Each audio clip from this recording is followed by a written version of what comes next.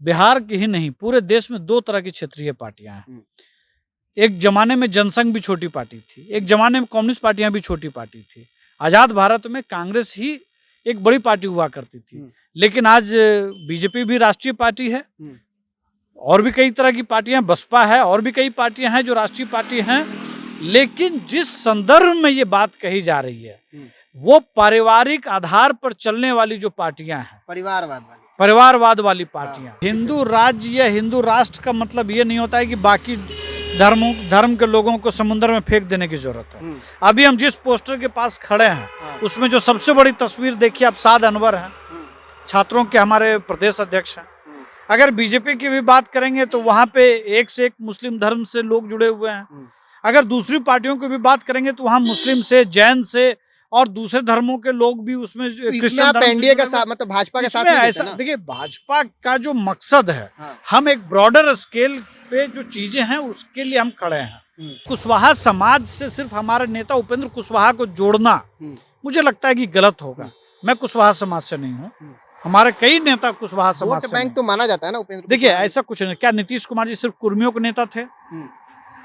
ये सिर्फ लालू जी तो है ना, बिहार के अंदर लालू जी सिर्फ माई समीकरण की राजनीति करते रहे हैं। लालू जी को छोड़ करके शायद एक आध नेता और होंगे जो अलग अलग जातियों की राजनीति करते हैं। बाकी सभी लोग समग्रता में राजनीति करते हैं, चाहे वो कांग्रेस हो, बीजेपी हो, राष्ट्रीय लोक जनता दल हो, चाहे जनता दल यूनाइटेड हो। कल अगर नीतीश कुमार जी के परिवार का व्यक्ति, अगर केजरीवाल जी के परिवार का व्यक्ति अगर उस पार्टी को चलाता है तब वो मूल एजेंडे से हट जाएगा। तो जेपी नड्डा जी का जो संदर्भ था, और ये हम सब लोग समझते हैं, चाहे वो डीएमके हो, चाहे वो एनसीपी हो, चाहे वो शिवसेना हो, चाहे इस तरह की कई ऐसी पार्टियां हैं जो परिवार के हिसाब से, जैसे वाईएसआर रेड्डी की पार्टी है, इस तरह से एक दो नहीं दर्जनों पार्टियां इस देश के अंदर हैं जिसका उत्तराधिकारी एक सामान्य कार्यकर्ता नहीं हो सकता। अगर कोई पार्टी ये कहता है कि सभी छोटी पार्टियों को खत्म हो जाना चाहिए और 2 पार्टी सिस्टम होना चाहिए, तो आशुतोष जी एक बात समझना पड़ेगा, इस देश को, जो देश को समझता है वो ऐसी बात नहीं कर सकता। चलिए देखिए, कल जेपी नड्डा बिहार आते हैं और बिहार आने के बाद उन्होंने बातों ही बात में ये कह दी कि छोटी पार्टियां जो है वो कहीं ना कहीं अब खत्म हो जाएगी, और ये खबर भी पूरे प्रदेश में जोरों से चलता है। उससे पहले नमस्कार, जनता जंक्शन आप देख रहे हैं और मैं हूं आपके साथ आशुतोष उपाध्याय। उपेंद्र कुशवाहा की पार्टी के प्रवक्ता हमारे साथ उपस्थित हैं। अब इनसे हम इस चीज पर बातचीत करेंगे क्योंकि कहीं ना कहीं इनकी भी पार्टी क्षेत्रीय पार्टी ही है और अभी एनडीए में ही शामिल है। क्या डर है आपको भी इस चीज का? नहीं आशुतोष जी, ऐसे डर की कोई क्यों बात रहेगी। शायद उन्होंने जो बात कही है उसको ठीक से समझा जाए। बिहार की ही नहीं पूरे देश में दो तरह की क्षेत्रीय पार्टियां हैं। एक जमाने में जनसंघ भी छोटी पार्टी थी, एक जमाने में कम्युनिस्ट पार्टियां भी छोटी पार्टी थी। आजाद भारत में कांग्रेस ही एक बड़ी पार्टी हुआ करती थी, लेकिन आज बीजेपी भी राष्ट्रीय पार्टी है और भी कई तरह की पार्टियां, बसपा है और भी कई पार्टियां हैं जो राष्ट्रीय पार्टी हैं। लेकिन जिस संदर्भ में ये बात कही जा रही है वो पारिवारिक आधार पर चलने वाली जो पार्टियां हैं, परिवारवाद वाली पार्टियां। मान लीजिए लालू जी जब किसी पार्टी को बनाए थे तो उसको क्षेत्रीय पार्टी, ये परिवारवाद वाली पार्टी कहना गलत होगा। उन्होंने एक एजेंडे के साथ एक पार्टी को बनाया था। नीतीश कुमार जी ने एक सामाजिक न्याय या उससे कुछ और बढ़ करके कुछ और समझ के साथ, आम आदमी पार्टी ने जब 2013 में जब कोई आंदोलन हुआ था तो उसके बाद उन्होंने एक पार्टी बनाई थी। लेकिन कल अगर नीतीश कुमार जी के परिवार का व्यक्ति, अगर केजरीवाल जी के परिवार का व्यक्ति अगर उस पार्टी को चलाता है तब वो मूल एजेंडे से हट जाएगा। तो जेपी नड्डा जी का जो संदर्भ था, और ये हम सब लोग समझते हैं, चाहे वो डीएमके हो, चाहे वो एनसीपी हो, चाहे वो शिवसेना हो, चाहे इस तरह की कई ऐसी पार्टियां हैं जो परिवार के हिसाब से, जैसे वाईएसआर रेड्डी की पार्टी है, इस तरह से एक दो नहीं दर्जनों पार्टियां इस देश के अंदर हैं जिसका उत्तराधिकारी एक सामान्य कार्यकर्ता नहीं हो सकता। जेपी नड्डा की बात से आप सहमत हैं पूरा? हाँ बिल्कुल, परिवारवाद की कोई पार्टियां नहीं होनी चाहिए। संघर्ष में कोई पिता पुत्र हो तो एक बात समझ में आती है, लेकिन सत्ता किसी व्यक्ति को मिले और उस संघर्ष में शामिल कई लोग जब उनको छोड़ करके उनके बच्चों को जब कोई पार्टी का उत्तराधिकार मिल जाता है तो वो उन लक्ष्यों से भी भटक जाता है जिस लक्ष्य के लिए उस पार्टी का निर्माण हुआ था। अच्छा, एक बात और, जब नीतीश कुमार अलग हुए थे, चूंकि आप उनके साथ में ही थे उस समय में, तो उन समय उनका दावा था कि ये जेपी नड्डा और भाजपा चाहते हैं कि छोटी पार्टियों का जो है वो अब अस्तित्व खत्म कर दिया जाएगा। उस समय आपने भी समर्थन किया था इस बात का, लेकिन अब आप इस बात को अलग एंगल से बोल रहे हैं, चूंकि आप अभी एनडीए में हैं। तो क्या लगता है, उस समय का बात अलग और अभी का बात अलग है क्या?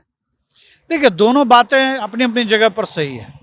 अगर कोई पार्टी ये कहता है कि सभी छोटी पार्टियों को खत्म हो जाना चाहिए और 2 पार्टी सिस्टम होना चाहिए, तो आशुतोष जी एक बात समझना पड़ेगा, इस देश को, जो देश को समझता है वो ऐसी बात नहीं कर सकता है। इसलिए मैं ये बात कह रहा हूँ क्योंकि इस देश का जो कल्चर है, इस देश में विविधता है, रंग को लेकर के, रूप को लेकर के, भाषा को लेकर के, बोली को लेकर के, कपड़े को लेकर के, पहनावा को लेकर के, सांस्कृतिक तौर पर।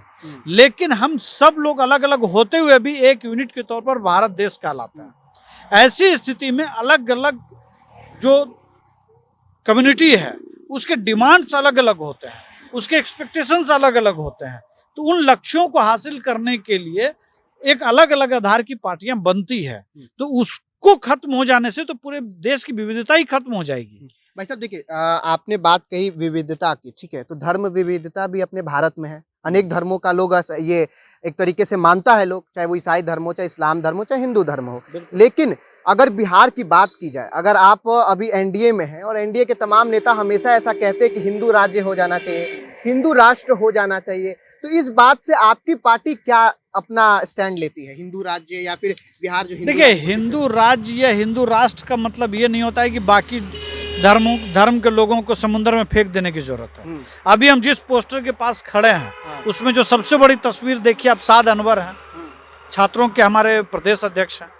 अगर बीजेपी की भी बात करेंगे तो वहां पे एक से एक मुस्लिम धर्म से लोग जुड़े हुए हैं।